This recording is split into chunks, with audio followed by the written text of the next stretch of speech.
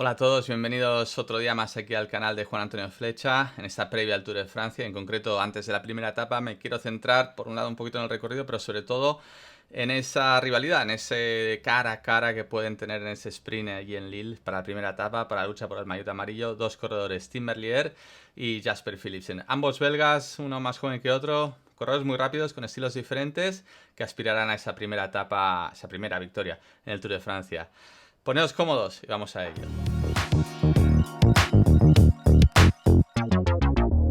Antes de empezar a hablar sobre Merlier y Philipsen, permitidme que, mencione un poquito la Van Rysel, la bici de Lille, donde empieza el Tour de Francia, y bueno, es la última vez que va a estar aquí en este garaje de Juan Antonio Flecha. Volata ya me la ha reclamado, va para Lille y sobre todo apuntaros eso, ¿no? Que ya ha publicado un poquito esa previa del artículo que ya os comenté en otro vídeo sobre la Van Rysel RCRF. Dejamos de lado la Van Rysel, ahí la tenéis los que seáis fans de ellos para vuestro deleite por el último día aquí en el canal. No sabemos si vendrá otra o no, pero bueno, de momento esta se marchará. Y vamos de lleno un poquito a lo que os comentaba en cuanto a corredores. Philipsen, Tim Merlier. Ambos rápidos, ambos belgas. Un poquito vamos a estudiar a ver ese cara a cara, qué estilos hay. Personalmente yo os voy a decir que bueno, me encanta Tim Merlier. Por supuesto Philipsen también, ¿no? Yo creo que de Philipsen me gusta mucho cómo afronta las etapas, ¿no? Y las carreras en sí, no se limita solo a pensar en el sprint, es un corredor que también es ofensivo, que es capaz de atacar de lejos, que, bueno, que ha hecho podio en Roubaix precisamente también, ¿no? O sea, muy versátil, ha ganado monumentos también, como es el caso de San Remo, vamos, un corredorazo. Pero en el sprint, bueno, ese estilo de sprinter quizá más buscavidas, si bien, pues bueno, goza de Van der Poel y demás, pero me recuerda más a Cavendish, ¿no? En el caso de Merlier, Tim Merlier, pues es un corredor mucho más noble en el sprint, ¿no? Me recuerda más a lo que era Petaki, por así decirlo. Y es un corredor, pues bueno, que una vez inicia su sprint, rara vez se mueve de su línea de sprint, no se entorpece a nadie, no cierra a nadie tampoco. Repito, un estilo quizá un poquito más limpio que el de Philipsen, pero claro, luego no tiene esa ofensividad a lo largo de la carrera como puede tener Jasper Philipsen. Son opiniones un poquito personales, observaciones que he hecho a lo largo de todas las carreras que he comentado que he visto a lo largo de los años. Pero bueno, vamos a ver un poquito en detalle, vamos a recuperar un poquito Pro Cycling Stats y vamos a ver qué nos dice las estadísticas, los números de ambos corredores. Bueno, primero de todo aquí tenemos los equipos, Alpecin de Koenig sobre todo, pues en el caso de Philipsen, como repito, tiene a Van der Poel, Van der Poel y Groves en el Tour de Francia, o sea que bueno, tiene ahí dos corredores muy interesantes para las primeras etapas. Aquí vemos a Tim Merlier, ¿no? Ya un poquito todos los datos que hay de Pro Cycling, edad y demás, los últimos resultados, han corrido Vuelta a Bélgica. Aquí habrá a Philipsen también porque ambos han ganado una etapa, o sea, en el caso de Merlier ha ganado 2 etapas, en el caso de Philipsen una. En el caso de Philipsen yo le vi competir, de hecho comenté en esa carrera hace poco, Tour de Het Hageland, que esta carrera, bueno, acabó noveno.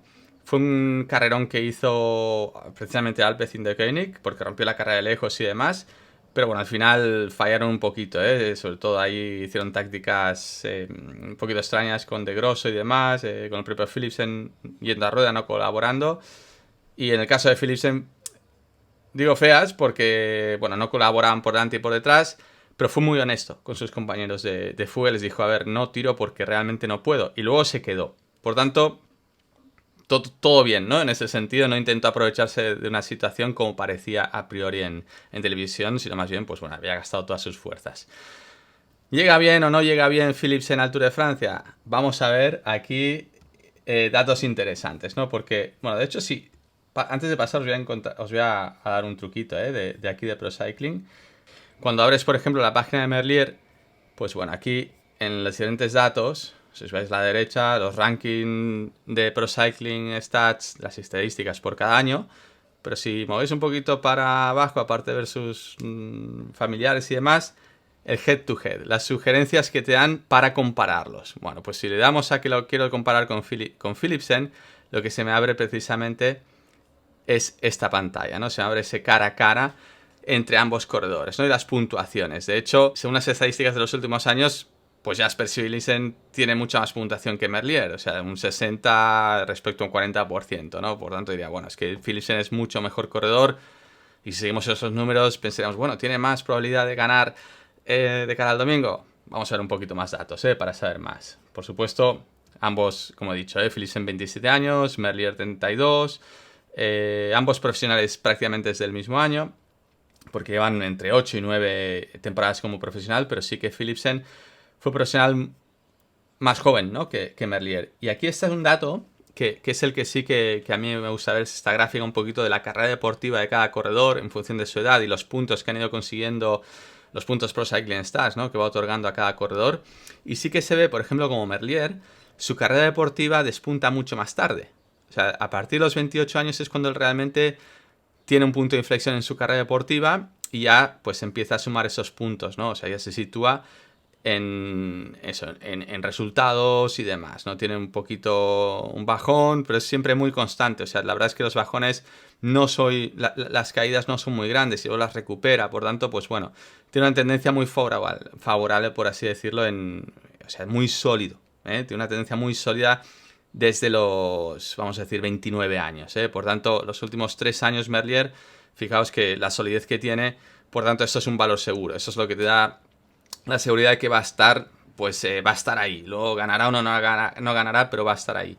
En el caso de Philipsen, vemos como su carrera deportiva, pues bueno, sí que muy jovencito, tiene un poquito de altibajos, ¿no? O sea, es un corredor que pasó más temprano a profesionales.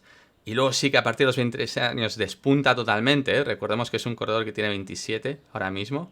O sea, hace 4 años, por así decirlo, que sea más o menos un poquito antes que Merlier, es cuando despunta, tiene ese punto de inflexión. Y luego, sobre todo, de 25 a los 27 es cuando su carrera deportiva pega otro estirón, ¿eh? Tiene ese despunte total y consigue resultados muy buenos de manera muy constante y demás. Pero aquí hay un dato, ¿no? que es justo en la edad que tiene ahora, a los 27 años.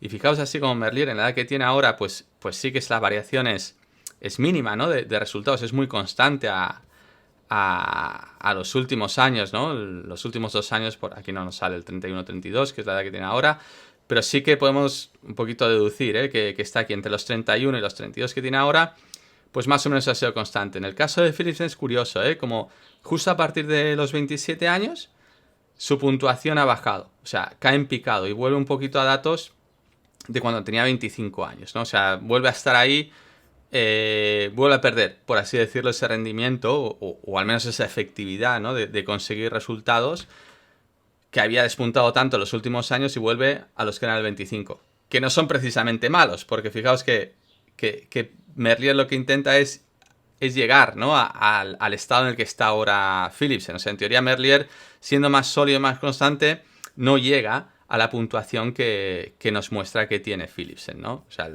en teoría, según esta gráfica, y por eso nos da estos puntos, ¿no? De un 60, según esta gráfica, pues bueno, se puede permitir Philipsen un poquito ese bajón, o lo que os comentaba de esa carrera de Across Het Hageland, ¿no?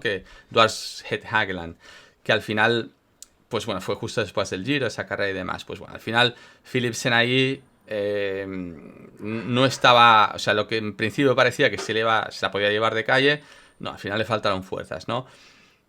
Entonces, bueno, pues eso coincide un poco con lo que vemos aquí, ¿no? Al final de resultados y demás, pues está un poquito más de capa caída. A pesar de ello, la verdad es que está a un gran nivel, ¿no? O sea, esa es la deducción que tenemos que tener.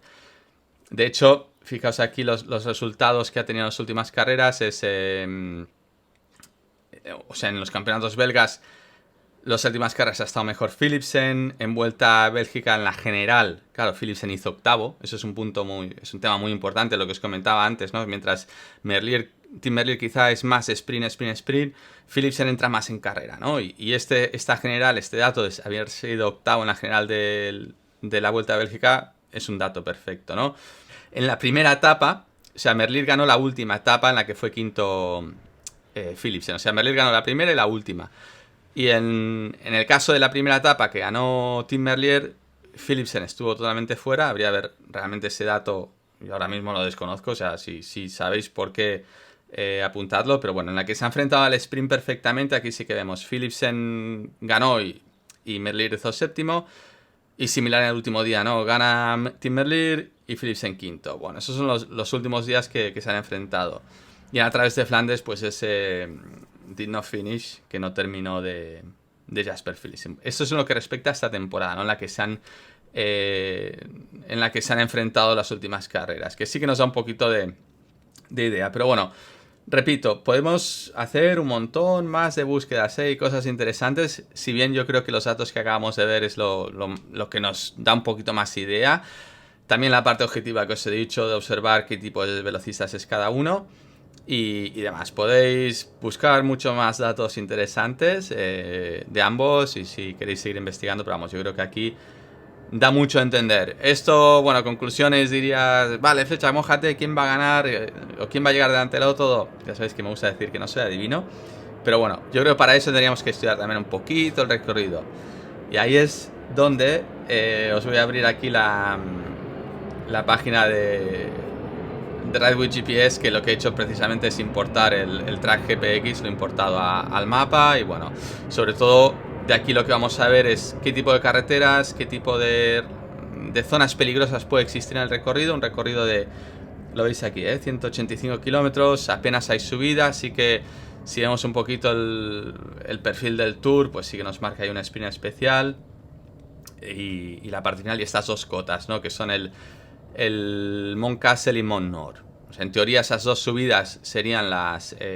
bueno, es un poco que hay que estar ahí, o exige la carrera que tengas que estar un poco atento. Pero bueno, vamos a ver un poquito con el mapa, ¿no? Esa vuelta circular prácticamente que hacen. Y antes de ver un poquito el recorrido, yo creo que sí que es importante que entendamos dónde estamos. Aquí el Pas de Calais, zona de viento, que el viento suele soplar en esta dirección. Y ver un poquito también, aquí le doy a capas, ver qué viento vamos a ver, ¿no? O sea, esto está a la previsión para el sábado a las 5 de la tarde. Vamos entre las 2 y las 5, vamos, que es el horario de la carrera, cómo va a soplar viento. Vamos a dejarlo ahí entre las 4 de la tarde, ¿vale? Porque vemos la dirección, estamos en un viento, eso, en torno a los 40 km por hora, ¿no? Según esta escala, si nos fijamos aquí, está en amarillo, estamos ahí entre los 40 y 50 km por hora, que serían unos 20 nudos.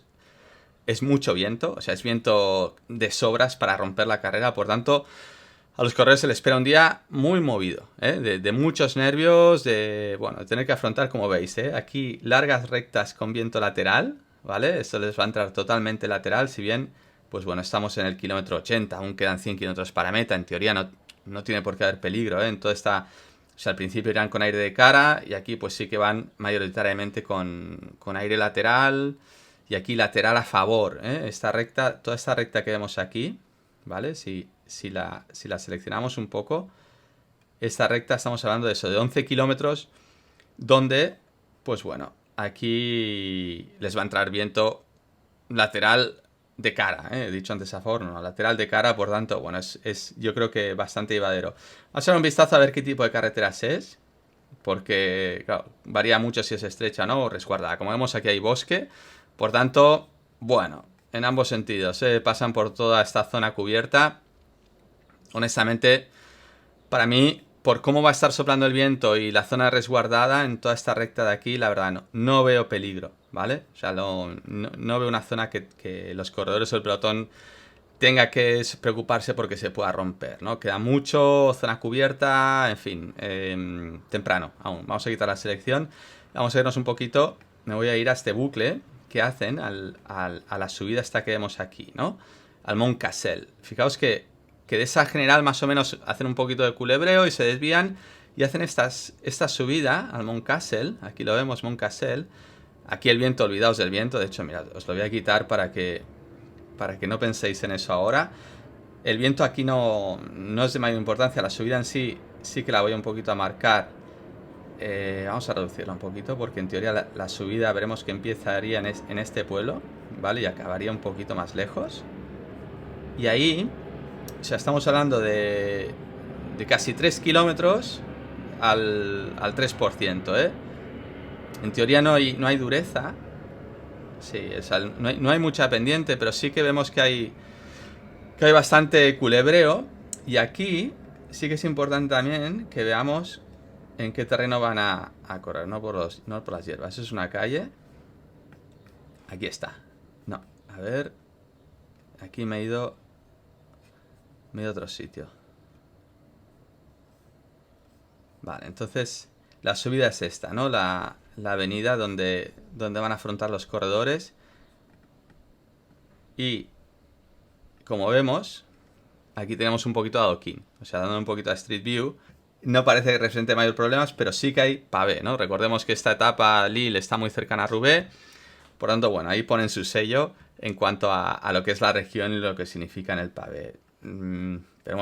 Quiero ver aquí un poquito también estas curvas y demás. A ver si supondrían algún problema, pero no. Sí, todo es su curveo, como veis. Que no es dura la subida, pero sí que tiene adoquines y sí que va a generar pues cierto nerviosismo, ¿eh?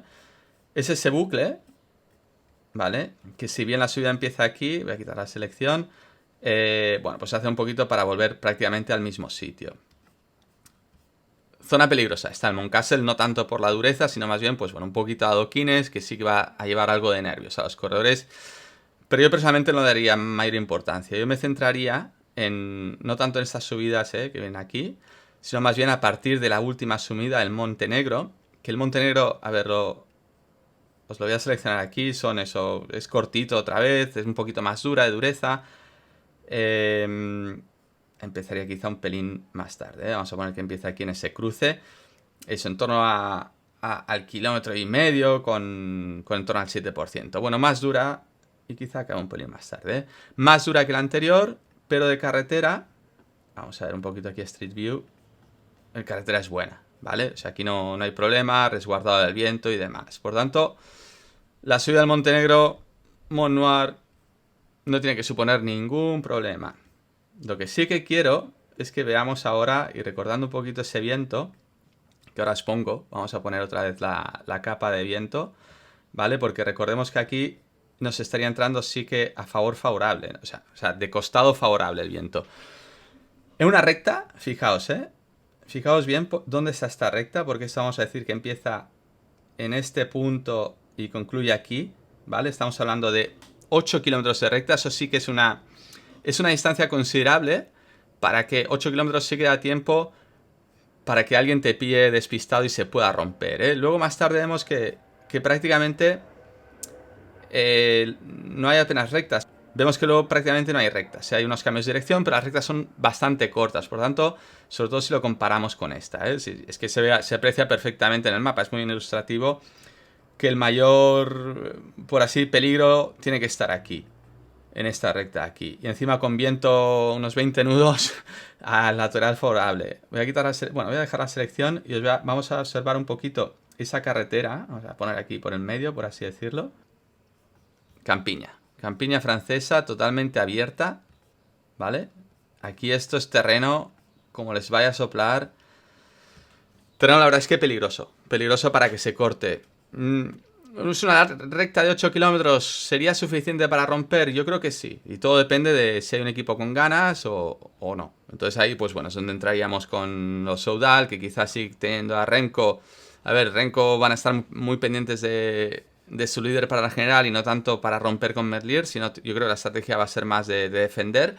Y Alpecin-Deceuninck, repito, es un equipo que sí que la puede liar, en este tramo. Tiene a corredores muy buenos, les gusta este tipo de jugadas y bueno, estaríamos a ver a cuánto estamos de meta, porque eso también es interesante. Estamos a unos 35 kilómetros de meta, vamos, terreno perfecto. Luego ya la parte final de meta, aquí os la voy a poner a destacar también. Estos últimos 3 kilómetros, digamos que de los 3 kilómetros ya están fuera de peligro, ¿no? De la general, pero aquí, a falta de 4 o 5 kilómetros hay estos cambios de dirección, como veis. Aquí ya da igual el viento, lo voy a quitar porque el viento da igual. Y una larga recta, la larga recta final es que es de... O sea, esta recta tiene kilómetro 300. O sea, es larguísimo para lanzar ese sprint, para organizarse y demás. Ahí veremos si llegan todos juntos o no. En un caso como Tim Merlier o un lanzamiento muy largo de Alpecin-Deceuninck. Terreno hay. Si queréis le podemos echar un vistazo también a qué tipo de recta es, porque es una recta súper ancha. De hecho ya el nombre ya lo sugiere. Con ese nombre de boulevard, fijaos, Boulevard, es una recta bastante ancha, todo lo que es la recta final, ¿vale? Y de hecho, mira, vamos a hacer cómo se encara aquí en la entrada después de la última curva, porque esa curva sí que puede tener, fijaos, salen de la curva y salen a un rectón, todo recto, ancho, entre edificios, vamos, sprint puro, lanzamiento puro y sobre todo esa lucha que pueda haber entre los diferentes trenos. Pues es un poco el análisis de lo que es el recorrido, los peligros que nos podemos encontrar, o se pueden encontrar los corredores, las diferentes estrategias que puede haber en los equipos, sobre todo ofensivos, que quieran romper, recordaos esa recta 35 de meta, y bueno, un poquito la zona de nervios en ese Mount Castle con esos pequeños adoquines, pero sin grandes complicaciones. Sí que entiendo que va a ser un día nervioso, porque el viento al final genera mucha ansiedad en los equipos, en los corredores, todo el mundo quiere evitarse problemas, pero repito, si haces un pequeño análisis, un pequeño estudio de dónde realmente puede estar el peligro, hay que centrarse en esta parte de aquí. Así un poco, bueno, te quitas un poquito de estrés en el resto de la etapa, que de por sí lo va a llevar, por supuesto. Por lo demás, pues bueno, esperad un sprint masivo guapísimo en Lille, un sprint honesto, yo diría. Línea recta, lucha de trenes y bueno, lucha de velocistas al final. Eso es todo por el día de hoy. Seguiré con más vídeos a lo largo del tour. Mañana, o sea, las 2 primeras etapas están en el estudio de Eurosport. Aquí estaré también en YouTube, espero, colgando algunos vídeos. Y si no, pues nada, nos vemos a la vuelta la semana que viene. Gracias por y nos vemos en el próximo.